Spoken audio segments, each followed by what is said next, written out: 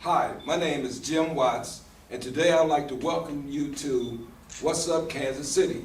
Today, our very special guest is Brandon Ellington, the Honorable State Representative.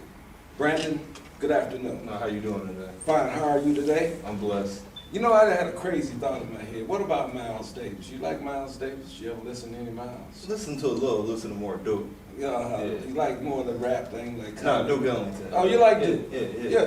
Duke was a hell of a guy. Yeah. Duke designed his own clothes. Yeah. He designed his own clothes, designed his own music, and he's a guy that most people don't even never think about.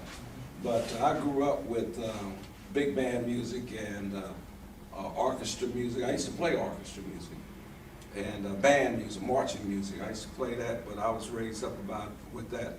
In Kansas City, we used to have Cat's Drugstore, and as a kid, younger than you, is that your son? Nah, he's actually a member of the team. Okay, then. Well, when I was a kid, I used to go to the Cat's Jazz Festival. It used to be at the Municipal Auditorium with my father.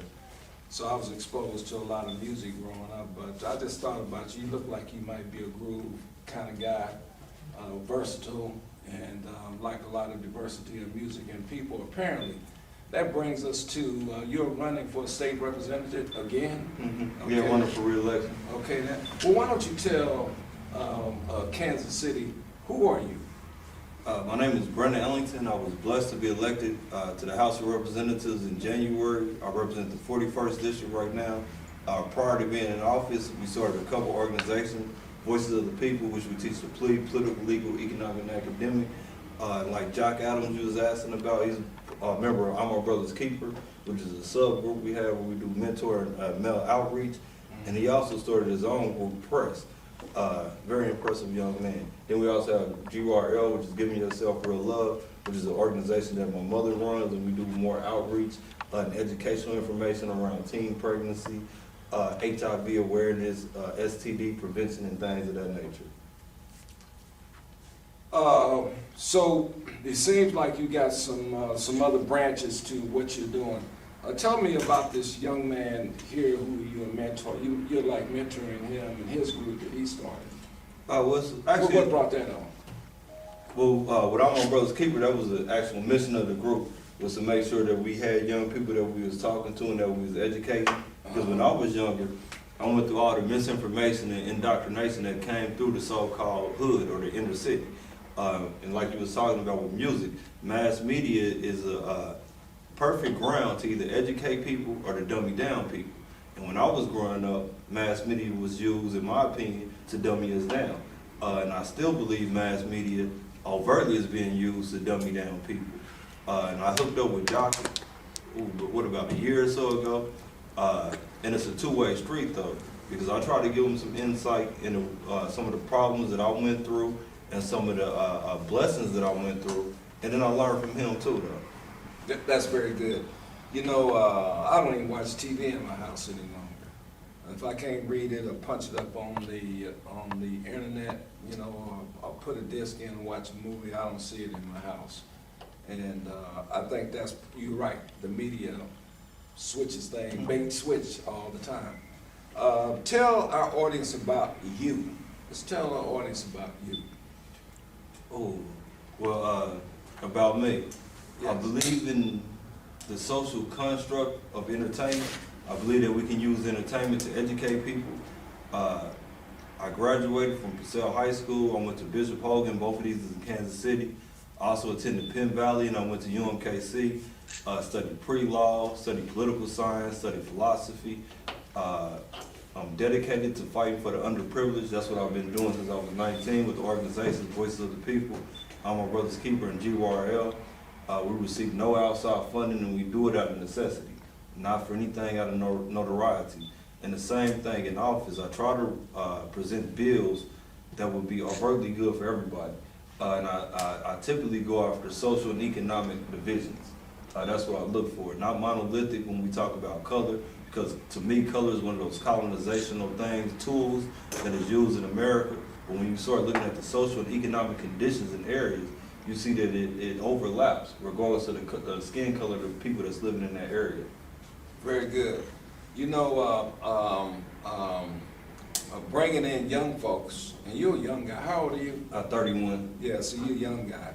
And I think it's very good that you are increasing awareness with some of our young people in our community. Tell the audience about your creativity and your ingenuity for the voters of your district. Carlos and I was talking earlier that I see a deficiency in our young people of creativity and ingenuity, and I see a lot of signs, even though we see a lot of violence on our street, signs of weakness. And I see signs of people not really being thankful and grateful, because all of us in America, if you just really look at some of the remnants that we have around us, we're not thankful and we're not grateful, because if you travel outside the United States, you'll see some real deals. So kind of bring us in the light on that. Well, I understand where you're coming from. I wouldn't classify it as a deficiency.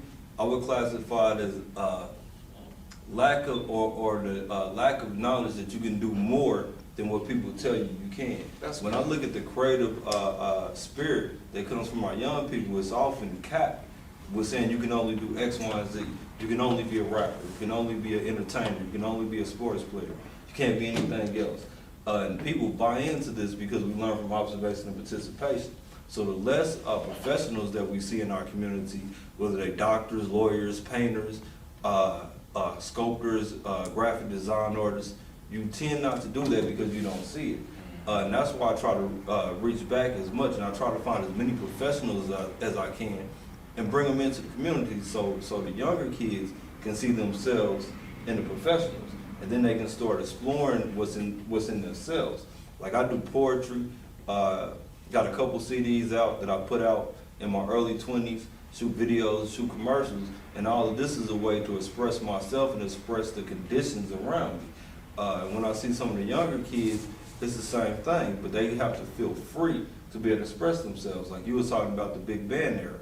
Well, big band isn't popular in the inner city no more, but it should be, because we got people that naturally can play piano and that naturally want to play piano.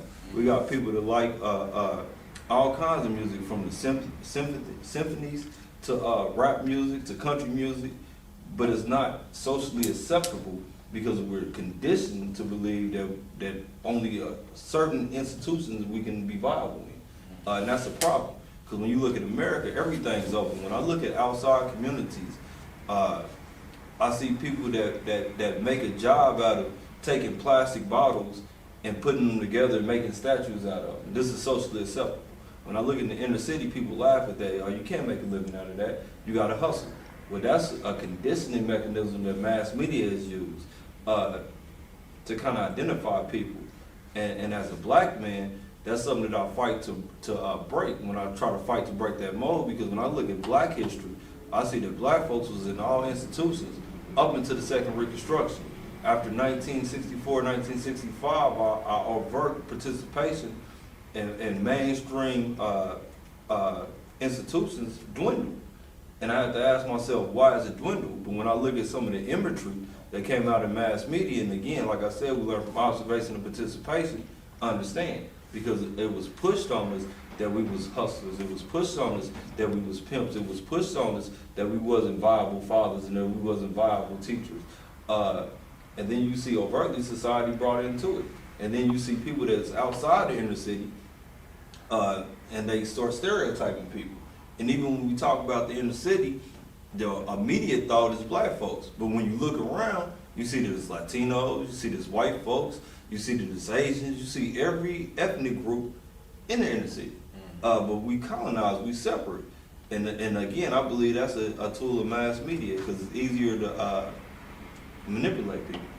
Very good. Well, let me ask you this. What are you doing within your power to introduce creativity and ingenuity to the people that you come in contact with? Basically, I try to work with all kind of groups. Give you an example. Because, excuse me, creativity and ingenuity is the mother lode of who we are. So go ahead. No, you're absolutely right, but I try to work with all type of people. Like, I've never grown anything, but we work with a couple groups that grow things. So we instituted a community garden on 38th and Chestnut, which shows the younger generation that you can grow your own food, you can eat healthy, and you can do something that you didn't normally think about. And then we also work with all ethnic groups, and which has been a blessing because some of the individuals that I work with are from Overland Park, and they don't come into the inner city because they have no reason to. But now they coming into the inner city, and you have so-called cross, and I say so-called because race is a social construct, you have so-called cross races that's working with each other that breaks down that stereotype of this is what somebody black is, or this is what somebody white is.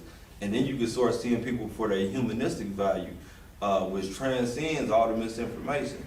Then you start to have a viable community, and then you will see a viable city. Very good. What's your take on ACE?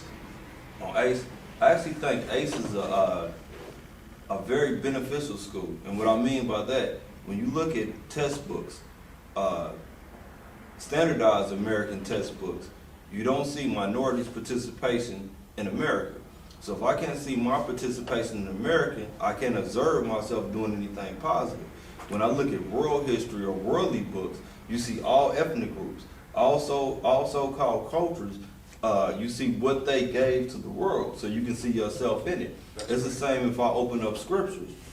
If I go through scriptures and I see that people was in one geographical region, I can see myself the same. It's like when we as kids and we looked at superheroes. If you don't see a superhero that looks like you, how can you imagine yourself being a superhero when the only thing you see is yourself as a criminal? Then this is what you start to believe that you are, or what your life expectancy is. And more often than not, we live up to it. Well, do you think the white community is trying to suppress, or white leadership is trying to suppress the growth of ACE? Or do you think that they had something to do with getting rid of ACE? Or do you think it's the embryonic brains of our elected officials at the school board that can't recognize the goodness and the goodwill of ACE? Now, I don't think it has anything to do with the so-called white community wanting to suppress the black community. I do think it has everything to do with personal conflict, because when I talk to people, in particularly white people, they appreciate the school. That's because right. They appreciate people learning their history, not to be separate, because that's not the goal, because if we stay separate, we get nothing. That's part of colonization. You stay over here in this pocket, and you be with your own. Well, that's not what America was founded on. America was supposed to be a melting pot. So the only way you can advance or assimilate American society is you have to be involved in our institutions. So I wouldn't say it's the white community suppressing the black community. I would, in my opinion, I would say it's a lot of personal conflicts going on without knowing all the information, all the knowledge of the contracts and everything that went on. But I do know that the school has won scientific awards for robotics. This is something that we all should be praising, regardless of what color or what race you are. Because it's white kids that go to ACE. It's Latino kids that go to ACE. That's right. And it's the same when you talk about some of the foreign language schools that we have. Like some of the French oriented schools. When I was in middle school, I went to a Latin themed school. Which was beneficial to me because it taught me the root of all words. And if you don't understand the root of words, you pretty much lost in America. Right. Well, you know, I just think it's very interesting a school like ACE that's been very beneficial, and it's been essential in our community to even see that a body like that could make it and excel. And I do want to add this. One of the added benefits, I think, to have themed schools like that is you can start to see yourself outside of a mainstream perception. That's right. You can start to read about people that look like you that did positive things for America. Therefore, you can see yourself in that same vein as doing something positive. Right. But I do think we have to get out of the separate but equal, because we keep ourselves in secondary status. And I'll give you an example. If white people came out with a WET, everybody would say that's racist because it would be called white entertainment television. Yet we have a BET, and we don't see nothing separate about that. Now, if we truly want to be equal, everybody should have the same benefits or the same opportunities to do whatever they want. And we have to get into that mind state that it's not about race, it's about social and economic status. Because again, race is a social construct, it's not a biological fact. And until we're honest with the question of black, white, Latino, what have you, we're gonna have this same polarization that we've been seeing for the last 100 years. What do you think life is? What is life? Simple and plain, I think it's a gift from God to experience, to gain knowledge. Because you can't be knowledgeable or have understanding or wisdom from something unless you go through it. So that's what I think life is. Well, I want you to think about life as being a good life. Mm-hmm. And a good life is being productive. With a lot of what you just said. What about education, economic, and justice? I want you to deal with those 1, 2, 3. Education, economic, and justice. Well, you can't have justice or economics without education. Because if you don't understand what the value of a dollar is, or how to build economic wealth, then you can never have justice. Justice comes from us being honest with each other. And it's perception, which is sad, because what's right for somebody can be harmful to somebody else. So our perception has to be accurate. And what was the other question? The other one was education, economic, and justice. Yeah, education, economics, and justice. Yes. Yeah, economics comes from being educated. If you don't understand the institutions in America, you have no economic future. Because I can give you $1 million, and if you don't know what the value of a dollar is, you're going to be broke in a couple of days. We've seen this from people that win the lottery and end up broke. Yeah, we see this from athletes that come from impoverished communities that get millions of dollars to play annually, and after their career is over with, they broke again. So education is key, and education, in my opinion, is more than just monolithic. We have to start being honest with science. We have to start being honest with the history of religion, because these are institutions that promote well-being, that promote justice, that promote knowledge.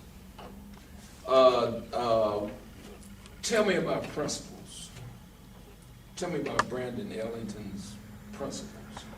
Oh, that's a hard one, because that's a... But you can handle it. Yeah, I wouldn't ask you that if I think you had. I don't believe in loaded questions. Yeah. Okay. Now, principles, I think principles is being honest with yourself. Okay. Because if you can't be honest with yourself, you can't be honest with anybody else around you. So I believe you treat people the way you want them to treat you, and you give them the same reactions that you would expect somebody to give you. If you live your life that way, I think we'll see a lot less violence. I think we'll see a lot less segregation, and a lot less injustice, because you're going to treat somebody the exact same way you want them to treat you. Regardless of how they look, you're going to treat them with respect, because you want to be treated with respect yourself.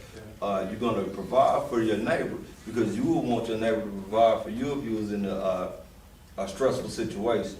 You're going to be respectful to the institutions around you, because you will want people to respect your institution or your house or whatever it is. Right. What I'd like to hear from you now is what would you like to close with? What would you like to close with? What I would like to close with is actually getting people involved again in the institution of politics. Because in America, politics is the only institution in which you can have long-term systemic change. If you're not involved in the political arena, you can't expect to have a better educational system.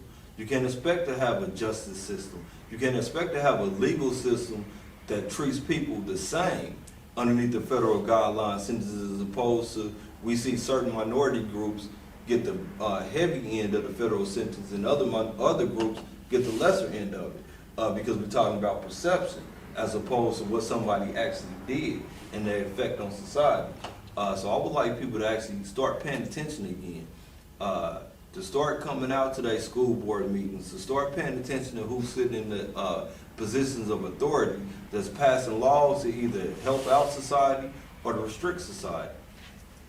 Now, the reason we don't have sometimes is because we don't ask. Now, what's happening next Tuesday? Next Tuesday is... I mean, we don't have to worry about any red tape. You know what I mean? Because we're interested in the success of you as a person, and we hold you very with high esteem and very dearly as one of our jewels. So what is happening next Tuesday? Next Tuesday is the primary vote.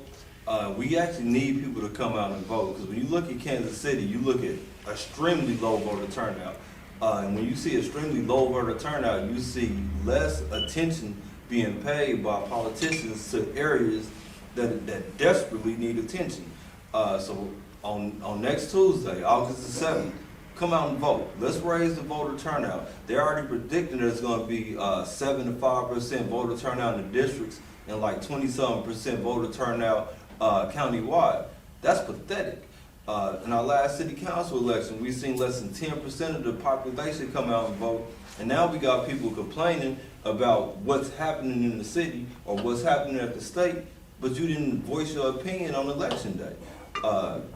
And I hate to say it, but you get what you put in. The type of work that you do is the type of benefits that you receive. It's the same as planting a seed and expecting something to come out of it. If you don't plant your seed in the political arena, you can't expect anything to change. And I want people to actually understand the power that they have, because the power is in the people only when the people represent themselves, only when the people come out and voice their opinions. If not, then the power is in the special interest groups, because the special interest groups is always going to voice their opinion because they want something in return. Now, your name is, what is your name? Brandon Ellington. I'm running for re-election in the 22nd district. I currently represent the 41st district. You can go to www.elect.Ellington. You can pull up a list of some of the bills that I worked on. And again, I got elected in January, and I worked on 30-something bills from January to the end of session, which was 6 months. And I did that because the bills that I worked on, I believe, is a necessity for impoverished communities. Okay, now, if a person wants to ride to the poll, and if they want to come volunteer, do you have a phone number that they could call? Well, we actually run everything through Elect Ellington right now. So if you go to the website and you want to ride to the poll, that's the perfect way to do it. Yeah.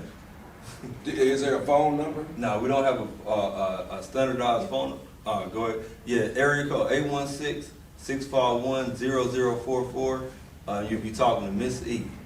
And give me that number again. Area code 816-651-0044. We'll be more than happy to come pick you up. I have one advice that I'd like to give you. When you go back to Jeff City, I want you to meet every representative on the floor of the House of Representatives, and then I want you to take time to go to the Senate and meet everybody over there, and then I want you to go to the writers, the guys who write the bills. I want you to go meet them and talk to them, and then I also want you to meet the staff for the House of Representatives. I've worked in Jeff City for a long time, and I'm familiar with that process just a little bit. So I think it's value in going around meeting everybody. I'm a professional serial networker. Now you 100% right. When I got up there in January, I tried to talk to as many people as I can. Yeah. In particularly the staff and other representatives, because you get a different viewpoint from where people are from. That's right. And my perception comes from where I'm from, and that doesn't mean my perception is 100% accurate. That's right. And once you start pulling all the pieces together, then you start getting to the root issues and the root truths of things. Right. That's very good. And hopefully when you win, you will invite me down as one of your guests. It'd be like going home for me. I graduated from Lincoln in 1975, and I had a nice, Jeff City is very emotional to me. I just hate to go down there sometimes because I get all choked up, everything, but I actually grew up in Jeff City, Missouri, at Lincoln University, and worked at the House of Representatives. Had a wonderful time there. Ladies and gentlemen, boy, this was a great interview with Brandon. Young man, I'm glad to see him. He's half of my age, and I really appreciate that. But I wanted to tell you something today. I want to tell you about something that I found out. Several months ago, I got involved with an organization called Visalis, and Visalis means Life, Health, and Prosperity. And I found out about the 90-day Body by Body Health Challenge, where I am promoting getting fit, fighting obesity in our community, and earning a BMW. And you can come and join me every Tuesday, Thursday at 6 p.m. in the Lincoln Building on the 3rd floor. We are there promoting what we call a challenge party, where you can find out about the 90-day Body by Vibe challenge by tasting a shake and seeing a short video and making friends with me and me making friends with you. And that's how it goes. We got to network our way out of this deal. We can't beg our way out of this deal. But if you come see me, I might be an answer to some of your economic woes and certainly your health, and you can help me fight obesity. This has been James Watts. Our guest has been Brandon Ellington, who will be our next state representative. And to look sharp is to be sharp. And what's up, Kansas City? And thank you very much.